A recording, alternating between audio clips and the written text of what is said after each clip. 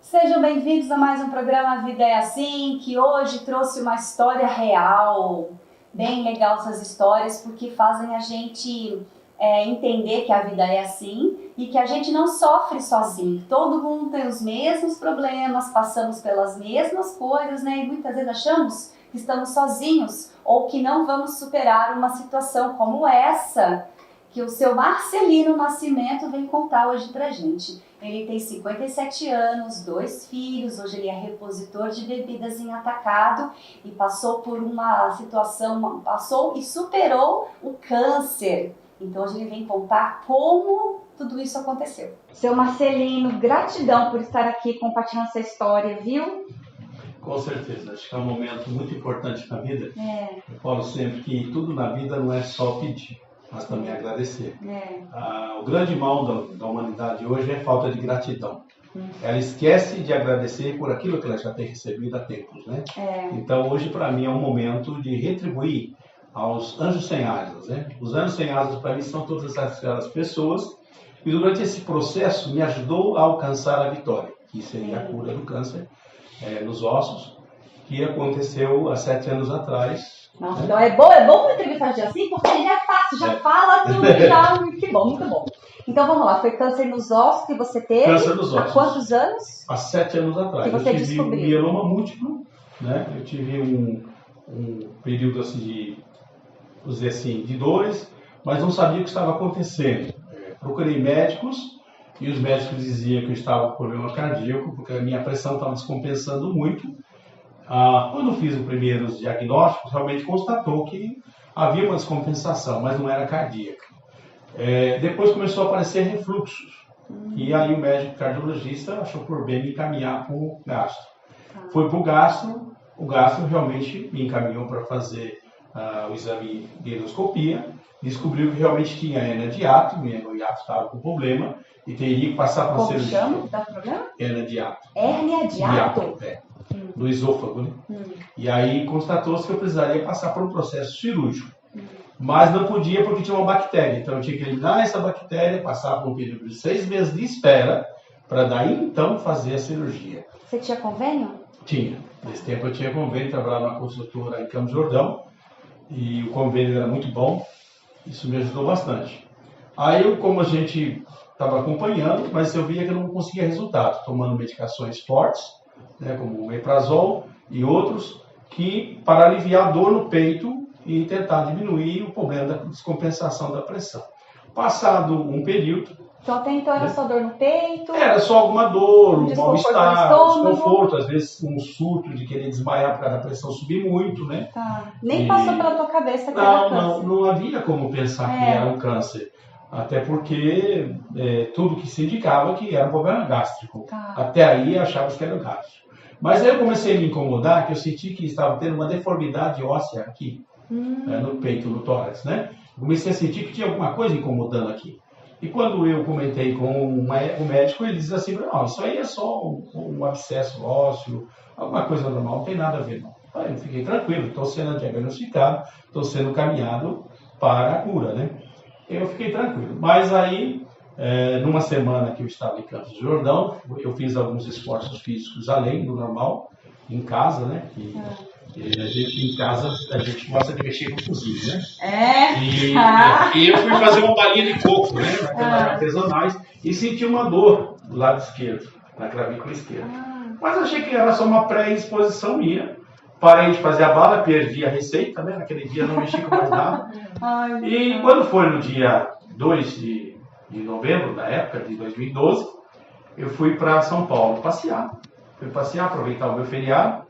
E na volta passei para ver meus filhos em casa em Jacareí. E quando eu cheguei em casa, à noite, eu tive um mal súbito. De sábado para domingo, de 3 para 4. A minha clavícula trincou. Dormindo, chama-se fratura espontânea. Eu acordei de madrugada com muita dor e aquilo me incomodava. Eu não sabia se era uma veia, se era um osso, se era uma simples inflamação.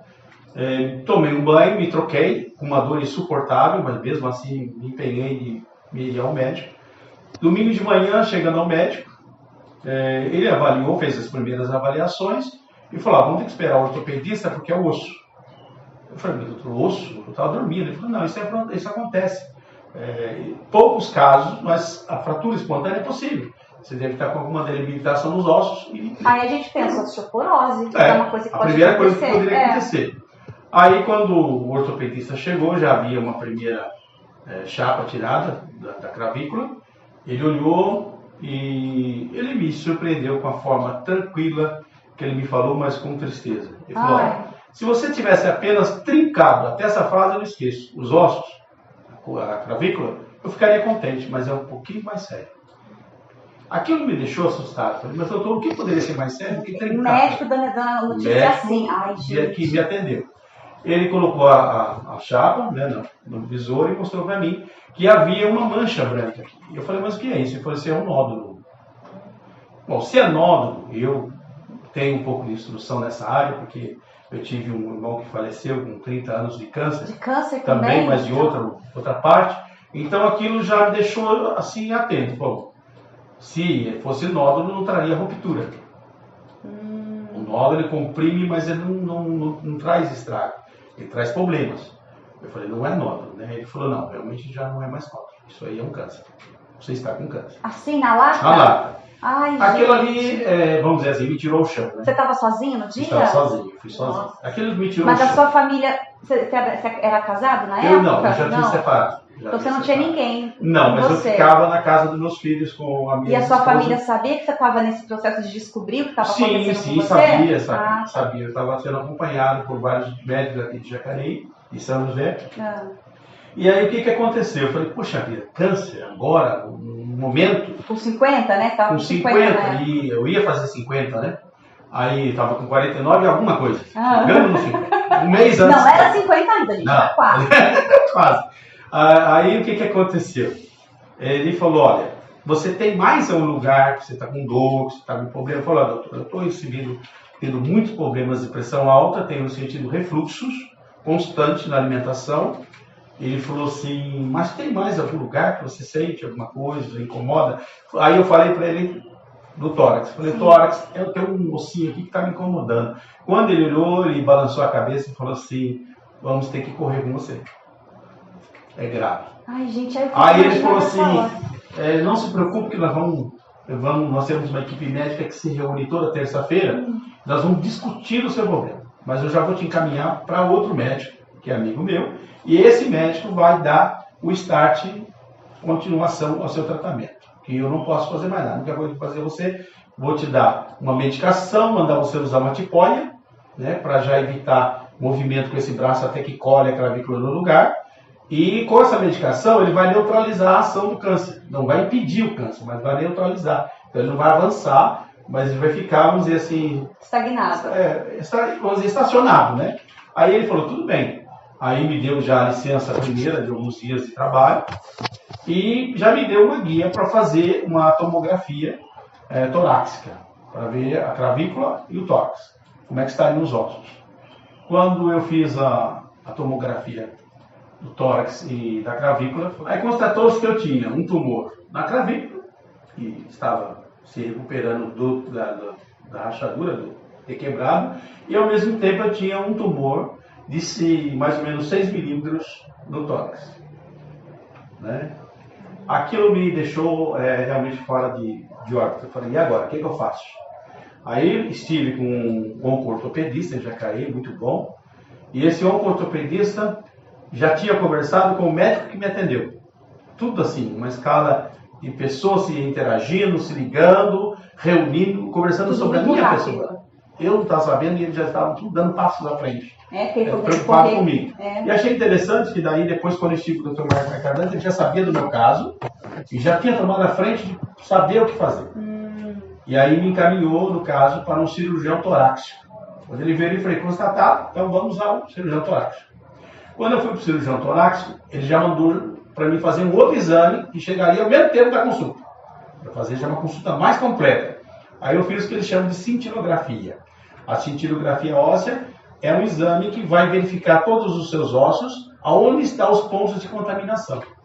Porque eu já estava em metáfase, né? Metáfase. Quando o câncer já começa a se espalhar pelo corpo. Então já tinha 2 pontos, ele poderia estar em outros lugares que eu não tinha visto ainda. Então você não conseguiu descobrir bem no comecinho, não. né? Porque dizem que descobre no comecinho, né? Eu acredito, como a gente vai lendo muito a questão da medicina, que o omeprazol que eu tomei para o gástrico ajudou, porque o omeprazol é cancerígeno. Então eu já estava com câncer. Pro câncer? Ele ajudou a evoluir o câncer mais rápido. Quer dizer, se eu já estava com câncer, eu fui tomar o omeprazol, o câncer ele evoluiu. Entendeu? O remédio que eu estava tomando do gastro não podia ser tomado, eu não podia ter tomado. Certo?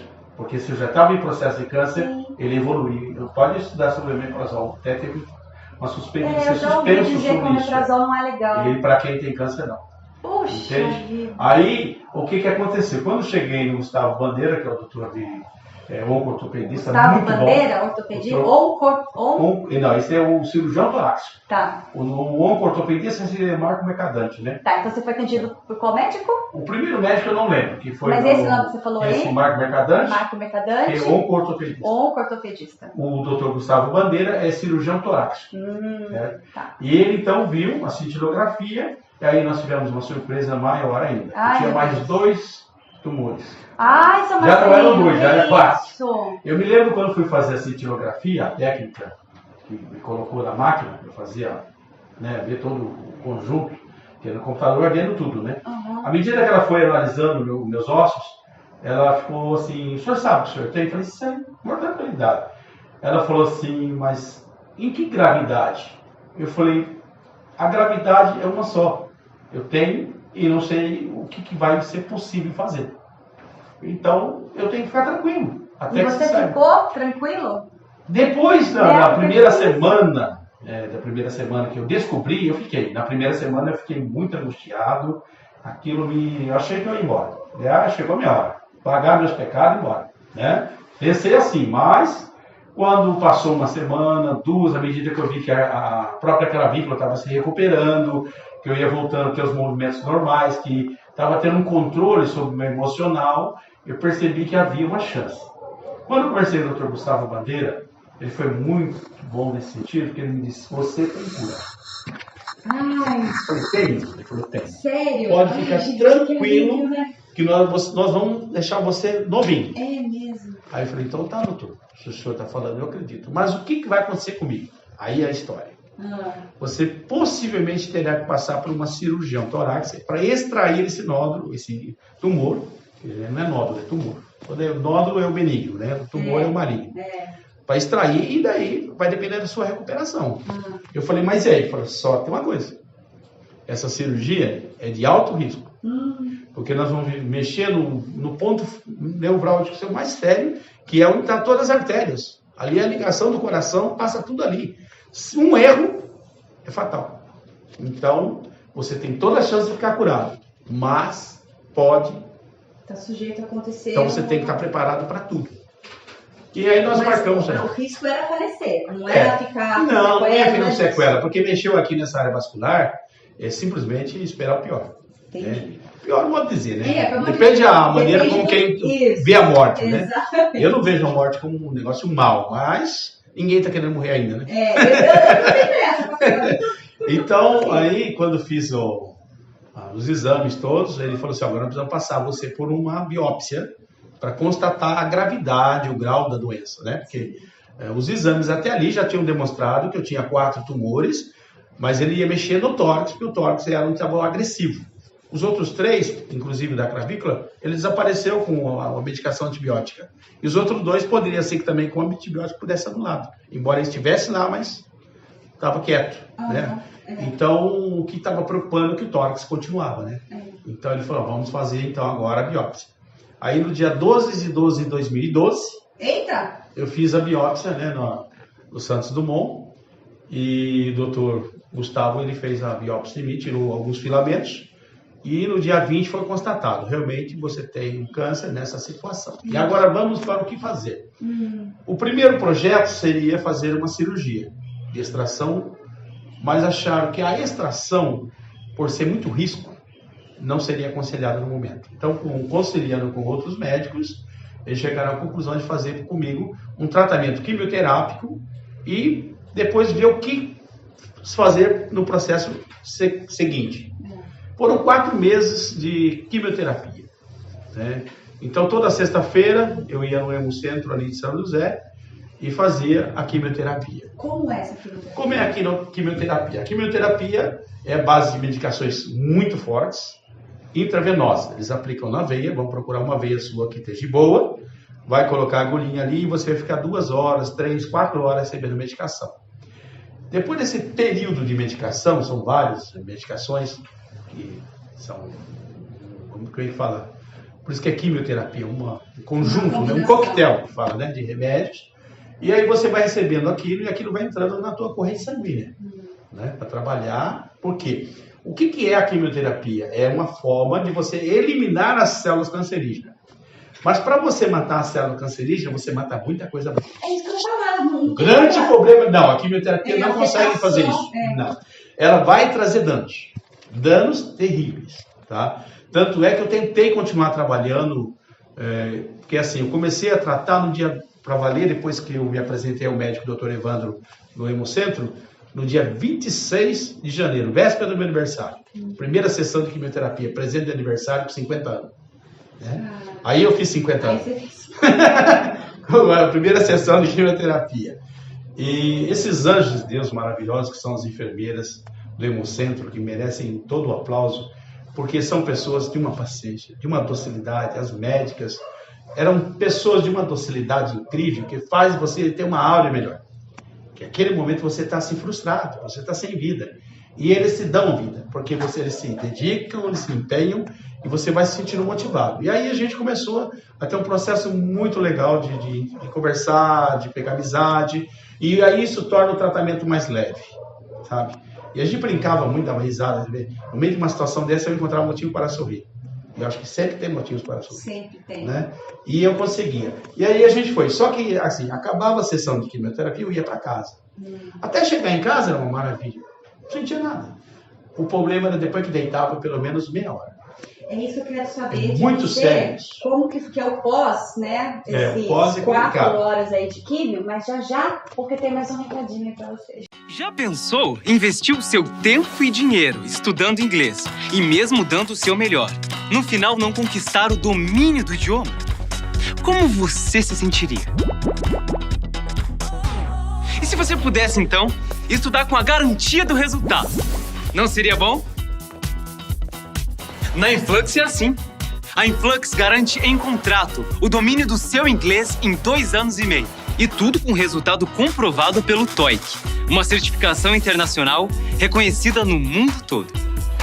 Agora você deve estar se perguntando, como isso é possível? Vamos imaginar uma situação. Você de férias, no exterior, pedindo um suco para tomar. What can I get you?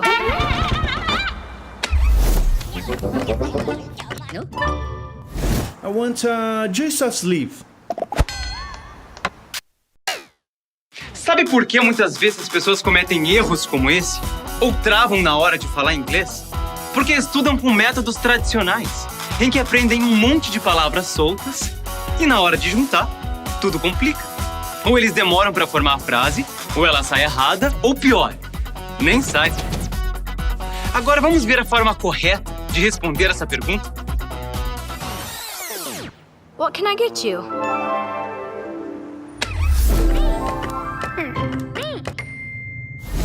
We'll have a mango juice, please.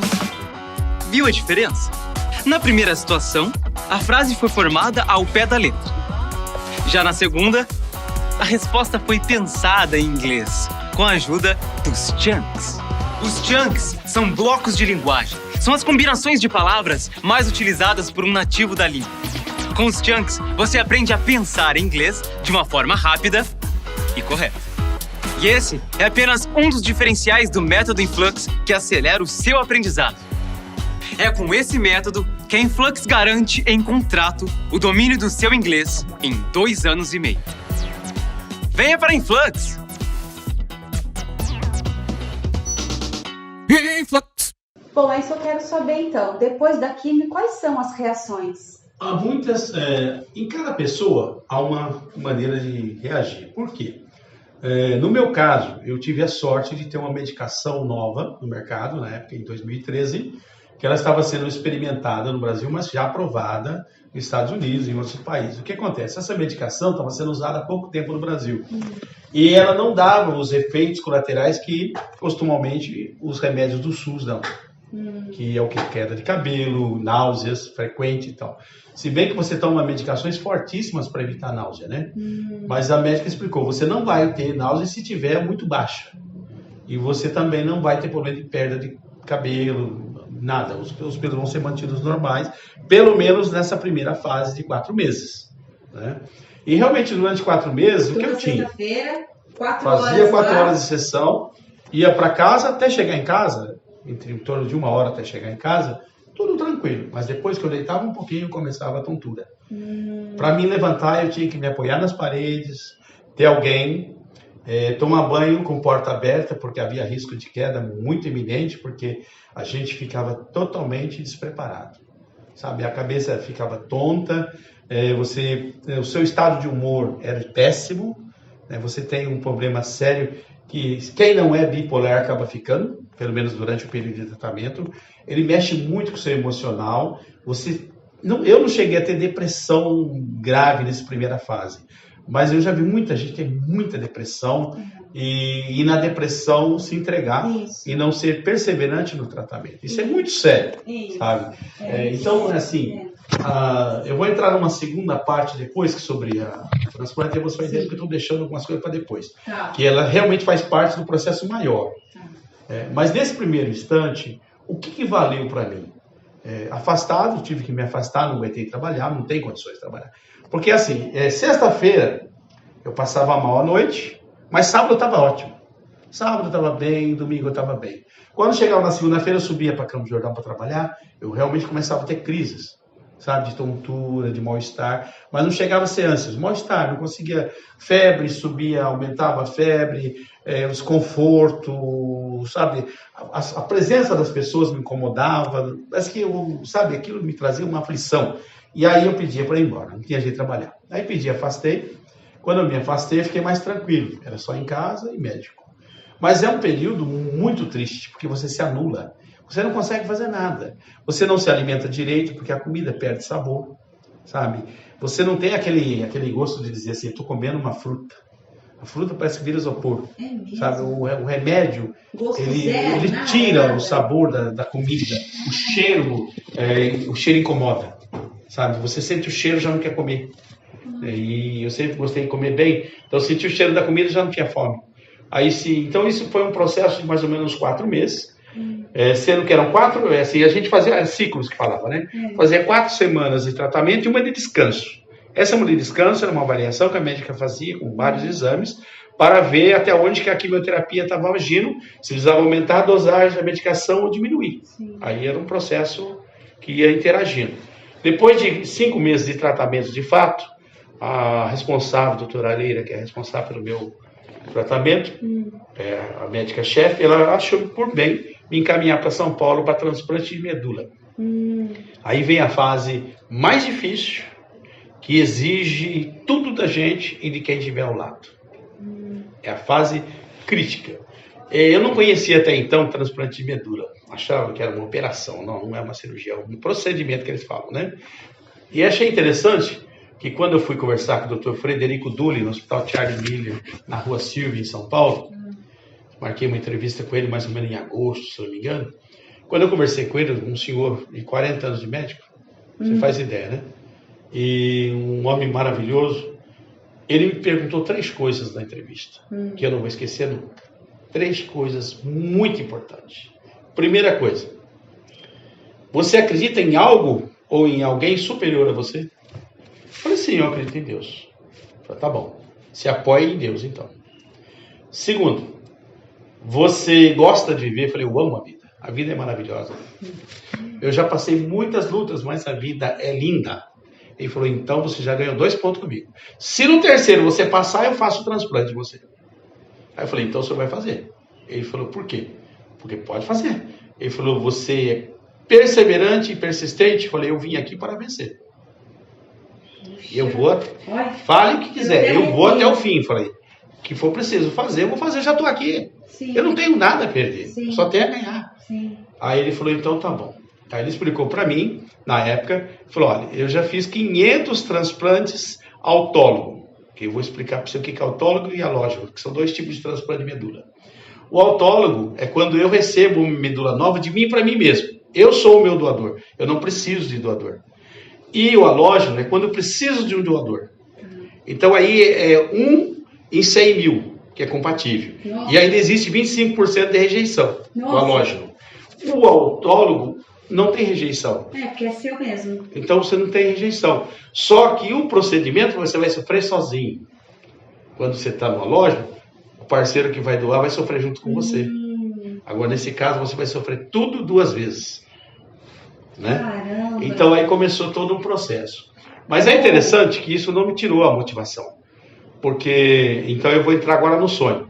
E aí, você teve um sonho? Então, alguns meses antes de eu começar a passar mal, ter pressão alta, antes de eu ter problema de refluxo, eu morava em Campos do Jordão, a serviço da empresa.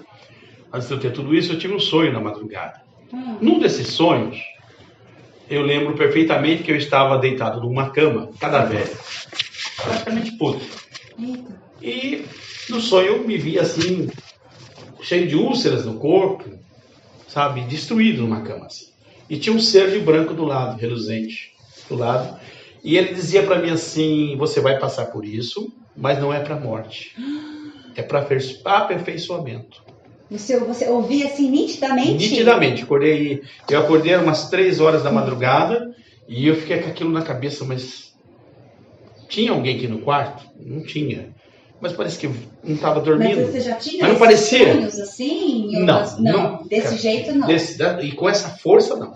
E aquilo me incomodou. E depois disso que eu comecei a ter os refluxos, a pressão alta e tal. Passado alguns meses, vai vendo, eu tive um outro sonho.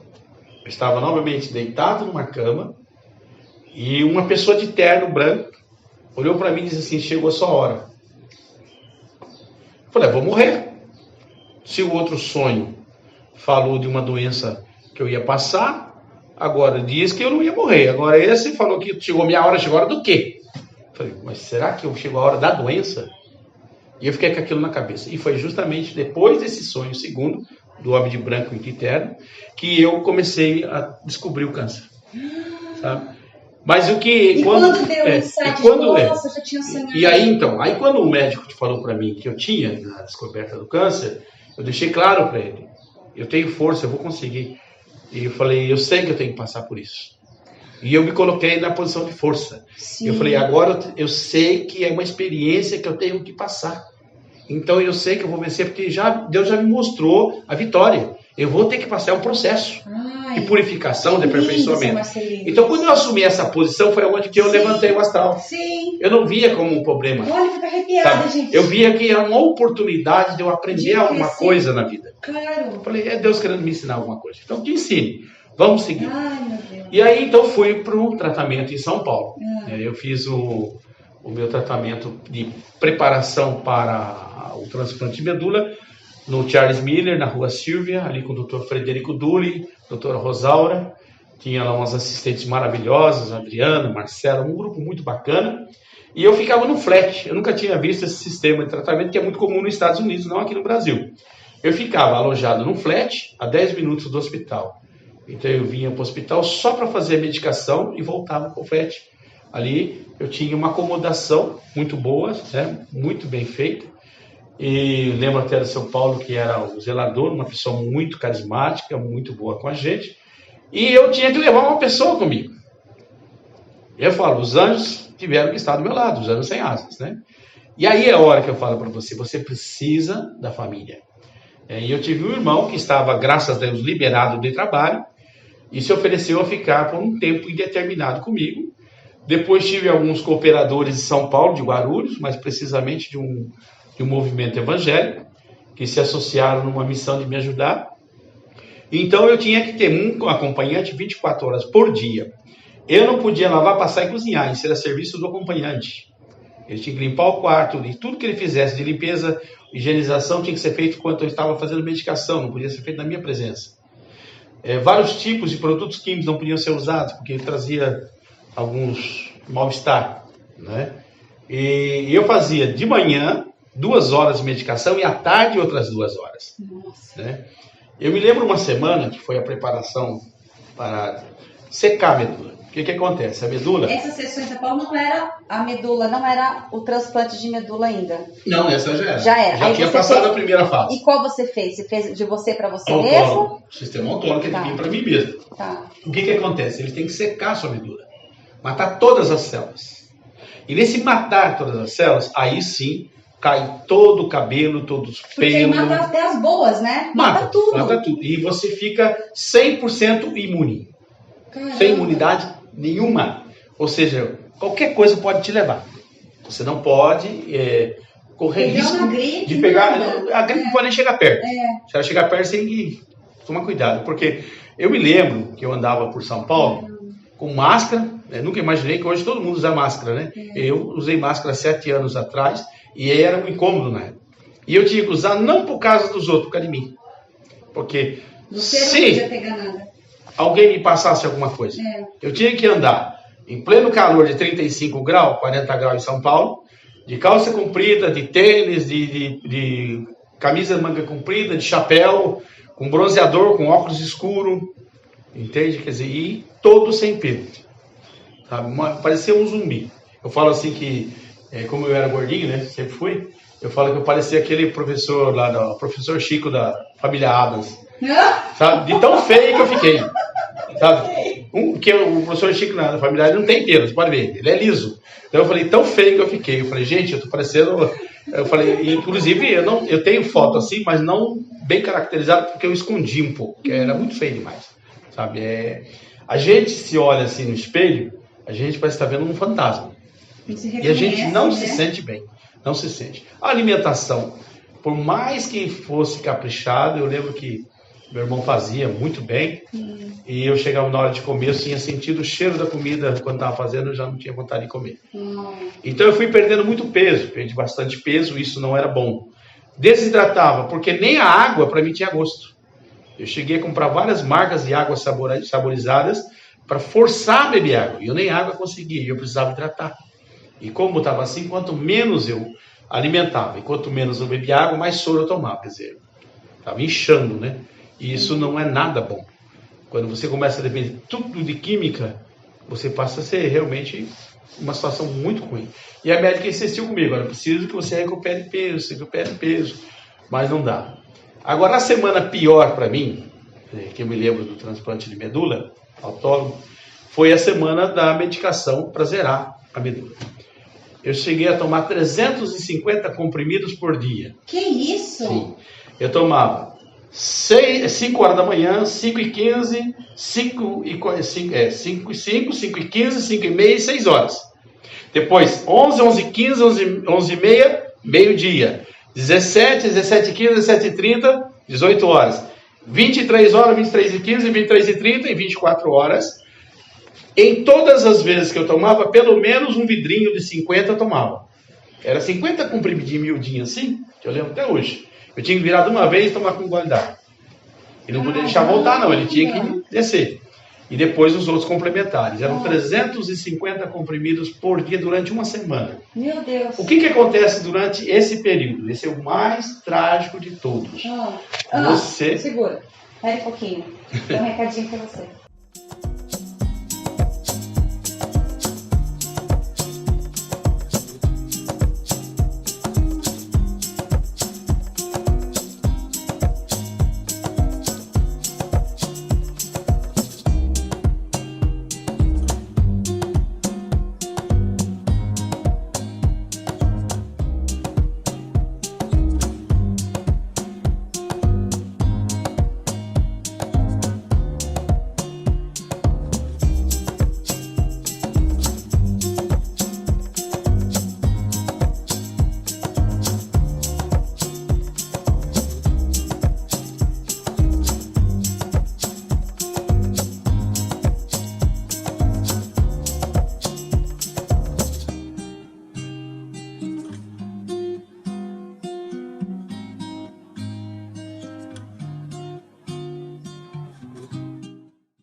350 Eu também não acreditei quando eu contei, dia. ela me deu uma bolsinha assim, ela me deu uma bolsinha, entregou isso aqui é presente pra você, isso aqui é tanto, aqui é tanto, aqui é tanto, isso aqui é das 5 horas, isso aqui é das 5h15, isso aqui é das 5h30, isso aqui é das... Meu Deus, o Gente, estômago, não tem mais estômago. mas é o que eu falo, a químio, ela destrói você por dentro, ela destrói os rins, ela destrói o fígado, ela destrói o pâncreas, ela te deixa totalmente um lixo.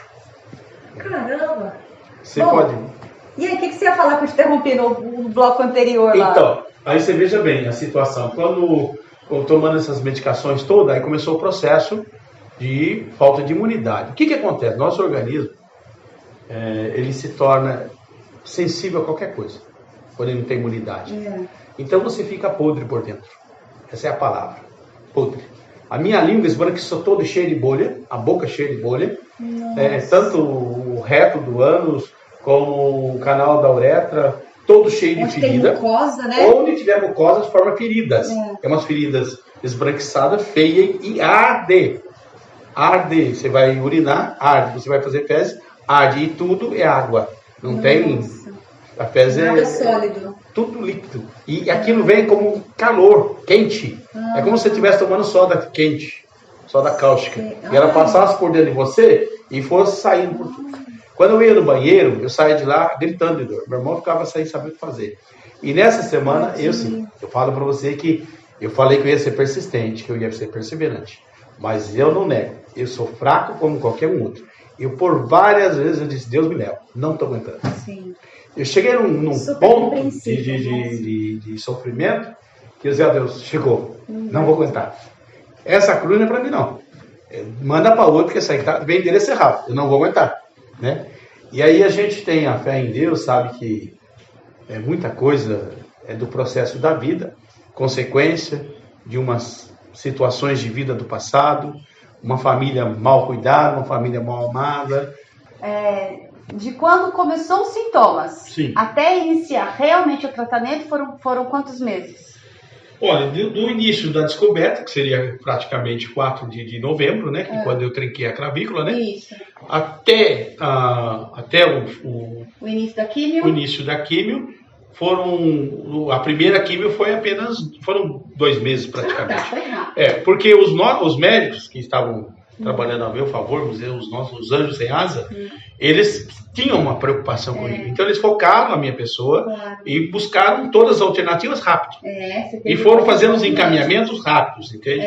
E isso tudo me ajudou. E eu tenho que agradecer a agilidade, não só dos médicos, como das atendentes.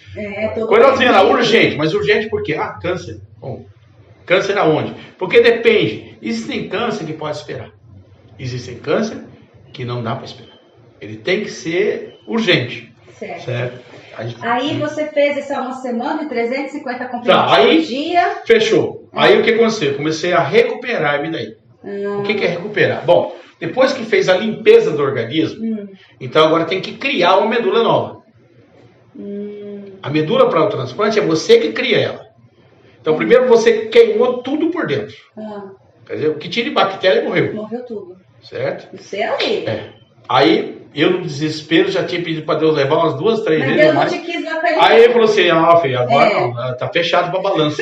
Então, não tá na hora ainda não. A sua senha foi trocada. Se não é sua vez, não. Aí eu falei, e o meu irmão sofrendo muito comigo, os amigos, e eu vinha, ficava 15, 20 dias em São Paulo, ficava alguns dias em casa, voltava de acordo com o processo, né? E nesse processo aí que estava agora, nessa fase, foi muito interessante, porque daí começou a recuperação. A única coisa que eu conseguia pôr na boca era chá de camomila. Porque nada, podia comer nada, não podia beber nada. Não conseguia comer nem beber nada. Então eu punha chazinho de camomila, fazia lá o bochecho, e aquilo foi me refrescando. Aí a pele foi voltando ao normal, as mucosas voltaram ao normal, todas as feridas foram sarando do corpo, e aí eu comecei a sentir-se melhor, né, o alívio. Aí comecei a sentir apetite, mas era aquela situação, tinha apetite, mas não conseguia alimentar porque não tinha sabor as coisas. Entendi. As coisas não tinham gosto ainda. Aí começou o processo de criação de uma nova medula. Umas injeçõezinhas na barriga, doída, era outro sofrimento, doída, e foi. Quando chegou no finalzinho, da geração da nova medula, eu comecei a ter dores insuportáveis. 24 horas de dor. Dor aguda nas costas. Parecia que eu ia morrer. Aquilo me dava uma aflição, eu não conseguia ficar deitado, não conseguia ficar de pé, não conseguia ficar sentado, não conseguia ficar de jeito nenhum. Se andava não estava bom, e aquilo... Que é a sustentação. Aí eu falei, gente, o que está acontecendo comigo? Aí eu cheguei para a doutora Rosalva e até brinquei muito com ela. Falei, doutora, eu preciso de uma solução. Eu não estou aguentando. Eu até conversei com a assistente antes, né, a assistente Adriana. Eu falei, ou essa médica me dá uma solução para minha dor, ou eu vou pegar o nome dela, vou pôr na boca do sapo e vou costurar. Aí ela foi e contou para a médica, né? A médica falou, é você que é o valentão? Você acha que você está podendo, né? Costurar, você nem aguentar pegar a agulha, você vai aguentar. Quando você pensar em pegar na agulha, você já foi, ó. Você esqueceu que é eu que ponho esses negócios aí pra você tomar. Eu falei, aí ela brincando comigo, eu falei, Marcelo, o que está acontecendo? Filho, pelo amor de Deus, eu não aguento mais de dor, eu não consigo dormir, eu não consigo comer. Ela falou, que dor é essa? Aí eu expliquei o sintoma da dor. Eu falei, olha, a mulher grávida, para dar à luz, passa pela dor. Você vai dar à luz. Para sua medula. Ela falou assim, eu falei, mas doutora, eu não sabia que dor de parto é tão ruim. Eu falei, não, isso é pior que dor de parto, você não faz ideia. Nem mulher quer ter a dor que você está tendo. Porque a dor de parto é alguns minutos. Então essa dor era na intensa, na reconstrução coluna. mesmo da A medula? reconstrução da Nossa, medula. gente, E aí ela explicou que o que acontece? A medula é como um cano, certo? Então, como secou, e aí começou a formar de novo. Só que aquela injeçãozinha que eles aplicavam em mim na barriga era para produzir as novas células, né? Sim. Aí quando vai produzindo essas novas células, ela vai aumentando de peso, chega uma hora que ela começa a querer sair de dentro da medula, do espaço ósseo. E o que acontece? Esse espaço tem muito pouco espaço para tanta célula que está sendo produzida. Sim. Então precisa ter tirado essa. Entendi. Só que não pode tirar na hora. É o dia de tirar. Ela está produzindo. Ela falou, quanto maior a dor, melhor a sua medula é. Você precisa mais dor, melhor medula. Por quê? Se demora para produzir, você vai ficar várias vezes indo para o equipamento e extraindo e separando as células para o transplante. Agora, se você sofre bastante dor, quanto mais dor, mais intenso, melhor. Porque o tempo seu vai ser mais rápido. E isso durou quanto tempo? Foram 3 dias de tortura. 3 dias. Então 3 dias que a medula se constrói. Na verdade, é por uma semana, mas os 3 últimos dias que foi arrebentar. Esse, meu Deus, para aguentar, não foi fácil. Aí o que aconteceu? Quando estava estourando já, e ela colocou morfina, né? E falou, ó, Marcelo, o que eu posso fazer é pôr morfina. Mas a morfina, você sabe muito bem que ela tem um limite. Mas nem morfina estava resolvendo. Né? E a morfina, e ela falou, se eu tirar a morfina, você não vai entender. Eu já não estou aguentando. Eu falei, não, mas a morfina vai aliviar muito. Mas ela aumentou a dose e não resolveu. Quando chegou na terça-feira, aí ela falou assim, ó, nós vamos agora fazer a extração. Aí como eu fiquei numa máquina, até eu tenho uma foto no Face, uma máquina interessante, que deitam a gente assim, e aqui eu tenho um catéter, né, que tem 3 mangueirinhas ligadas, e ali o que acontece? Ele extrai o sangue, né, e do sangue ele separa plaqueta, leucócitos e hemácias, né. As hemácias ele devolve, as plaquetas ele devolve, os leucócitos ficam armazenados. Ele é a medula. Ele é a medula. E aquilo ali vai ser levado para o laboratório para fazer um processo. Mas são 4 horas deitado ali. Só que a coisa mais linda que tem, aquilo que eu sofri uma semana, em minutos, só de ligar aqui, acabou a dor. A hora que começou a sair o sangue para fazer a preparação do material para a medula, acabou a dor. Não tinha mais nada, porque tirou a compressão. Aí o que acontece? Aí o sangue correu, fluindo. Aquilo eu dormi o sono dos anjos. Falei, meu Deus. Aí descansei bem e fui. Aí a médica falou, ó, a quantia que nós tiramos é para ser suficiente para a sua nova medula. Se não for, nós vamos ter que tirar mais um pouco. Não, só tirar. Aí não é tão problema. Mas graças a Deus, quando eu cheguei no outro dia, a médica me deu um resultado bom. Falou, olha, você não precisa tirar uma gota de sangue mais não. Você vai para casa, vai se alimentar, por favor, come bem, você vai ficar em casa. E nós vamos fazer o processo agora laboratorial. Pega a medula, que foi extraída, vai para o nitrogênio, eles fazem a purificação dela. Se tiver alguma célula contaminada ou cancerígena, eles fazem um bom trabalho ainda laboratorial. Depois eles põem no nitrogênio, a menos 180 graus, e fica conservado lá, esperando o convênio autorizar a liberação para fazer o transplante de fato, que é o procedimento de transplante. Passado, então, esses dias que eu fiquei em casa, uns dias maravilhosos, livre de remédio, de tudo, só quietinho.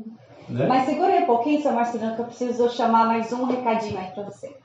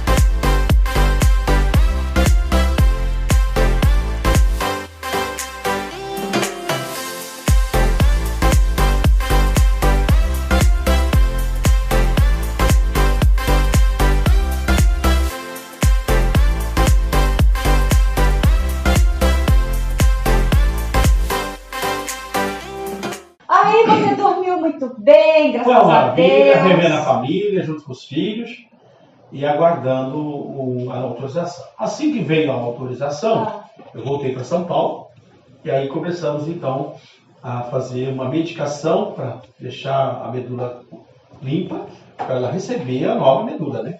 Nossa, não tinha terminado o processo ainda. Não, aí ia ser agora colocar a nova medula. Então Aí aí você tem que tomar uma medicação para deixar tudo certinho. Tá. Aí fala, hoje você vai receber a sua nova criança. Tá. Né? Hoje a criança nasce. Que você criou, A literalmente. gente que criou. Aí no dia 11 de novembro de 2013, né, umas 9 e pouco da manhã, eu comecei a receber a nova medula pelo catéter que era colocado aqui do lado, né? Sem dor, sem nada. Sem dor, não sente nada. É como se fosse você estivesse recebendo uma bolsa de sangue. Tá. Uma transfusão de sangue, você está recebendo uma bolsa de sangue, você não sente dor. Né? Aí recebi aquela medula, fui pro flat, descansar. Aquele dia eu não voltei mais pro médico, porque aquele dia não era necessário. Sim. Aí nós começamos a fazer o que eles chamam de exames para ver se não havia nenhuma rejeição, alguma contaminação, alguma coisa. 2 dias depois, deu negativo, graças a Deus, para o megalovírus, que é um vírus que você tem dentro do organismo, mas ele se manifesta por causa da falta de imunidade. Quando você mexe com a medula, ele acha espaço e foi constatado que eu estava bem, podia ir para casa. Cheguei em casa na terça, para quarta, o que aconteceu? Cheguei em casa, estou lá quarta-feira, tranquilo, quinta-feira o telefone toca. Você precisa voltar para São Paulo. O segundo exame deu errado, deu positivo. Deu positivo para quê, doutor? Para megalovírus. Você tem 2 células de megalovírus e você tem que vir para São Paulo urgente, porque se você pegar um resfriado, todo o tratamento foi perdido. Ai, meu Deus. Eu falei de Jesus. E eu não tinha quem fosse comigo para São Paulo, porque tem que acompanhar. E a doutora Rosola estava viajando em Nova Jersey. Não estava aí para autorizar nada. Eu falei, Adriana, enfermeira, né? Eu falei, Adriana, eu não posso ir para São Paulo, eu não tenho mais ninguém. Eu já dispensei todo mundo e eu não tenho mais ninguém para ir comigo. Como é que eu vou para São Paulo agora? Não tenho ninguém para fazer companhia. E eu lembro que a minha filha estava na minha frente. Minha filha tinha 13 anos na época, hoje está com 20. Ela olhou para mim, pai, o senhor não vai? Eu falei, não, filha, eu não vou. Mas ela não falou que se não for, falou, você vai perder tudo. O senhor tem que ir. Nós estamos na reta final. Eu falei, tudo bem. Eu vou ver o que eu faço. Aí liguei para a doutora e falei, doutora, é o seguinte, eu não tenho quem. Como é que faz? Para a enfermeira. A enfermeira se comunicou com a doutora. Ela falou, não, nesse caso você pode vir sozinho. Mas você tem como se virar? Eu falei, tenho, porque eu tenho o bar de refeição, eu faço refeição no restaurante, eu não vou ficar cozinhando, não. Eu não estou com pique para isso, não. E até porque eu não estou comendo grande coisa. Eu falei, pode vir. Aí, no outro dia, sexta-feira, eu fui e eu fiz uma sessão de 15 medicações, eram só 2 horas por dia de antibiótico para combater o megalovírus. Tá. Na primeira semana eu consegui matar um, ainda ficou um teimoso. Aí eu tive que ficar mais uma semana. Sempre fica. Eu lembro que dia 18 de dezembro de 2013 eu vim para casa. Tá. Com a nova medula, tudo bonitinho. Que legal. E começando uma nova fase de vida. Amém. E no meu aniversário, dia 27 de janeiro de 2014, eu extraí o catéter. Aí é a primeira alta que eu tive. Né? Nesse primeiro momento, o mais pesado já tinha acontecido. Mas ainda resta um pouquinho. Ainda tem que passar por um pouquinho. Ai, meu Deus, o quê? Quando você vai passar pela moenda, você tem que passar até o fim. E faltava um pouquinho. Tem que torcer. E eu fui fazendo os acompanhamentos, tomei a Ared ainda por 2 anos, que é um remédio para fortalecer os ossos, e talidomida e mais outras medicações, para evitar lúpus e herpes, né? Então eu tive que fazer todo um tratamento por 2 anos ainda. Mas assim, era uma vez por mês só. A medicação era em casa, então não tinha tanto problema. Era só uma manutenção, Isso. né? Só que aí, no mês de junho, para julho de 2014, a médica recomendou que eu fizesse ainda 25 sessões de radioterapia. Poxa. Eu falei, Jesus, eu não vou aguentar. 25 sessões de radioterapia. E às vezes a pessoa subestima a radioterapia. E o que é? A radioterapia, ela é um equipamento rádio, né, raios, né, infravermelho, que eles vão entrar na gente nos pontos onde está acusado os pontos de risco do câncer. Tá. Porque a ideia dele é eliminar qualquer resquício que ficou. Então eu ficava ali alguns segundos só naquela máquina. Né? Mas só que você fica assim, alguns segundos recebendo a radioatividade, é muita coisa. Né? E eu ainda fiquei 25 dias ainda no mês de junho. Foi um momento difícil ainda. Já não era aquele pesado, ele não dói, mas ele dá mal-estar, ele dá tontura, dá canseira, dá fadiga, muita fadiga.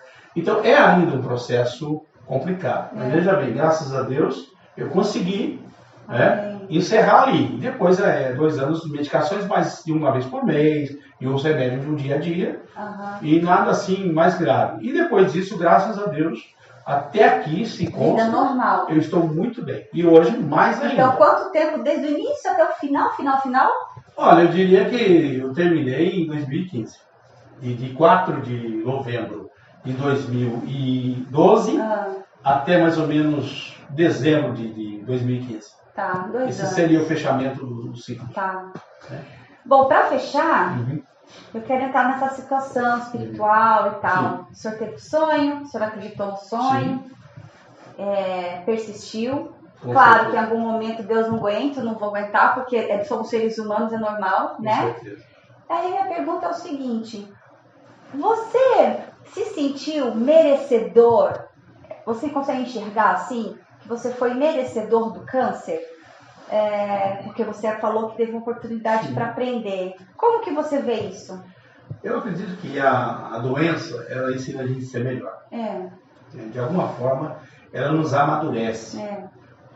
Nós aprendemos a cuidar-se melhor, valorizar mais a vida e amar mais as pessoas. Acho que a gente consegue dar mais amor às pessoas.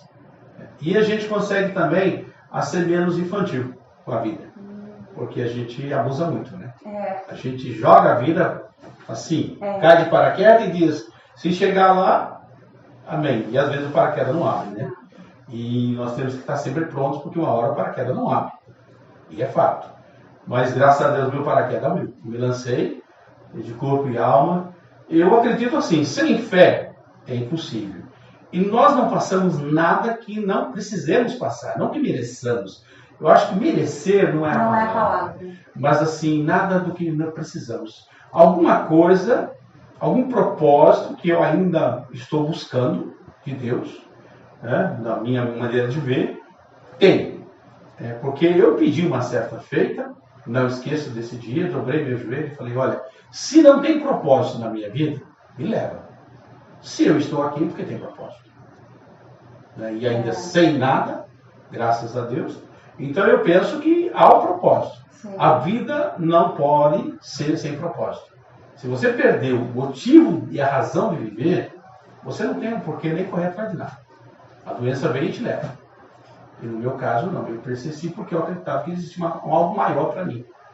E hoje eu olho assim, eu com 50 anos tinha menos força do que eu tenho hoje. Menos resistência.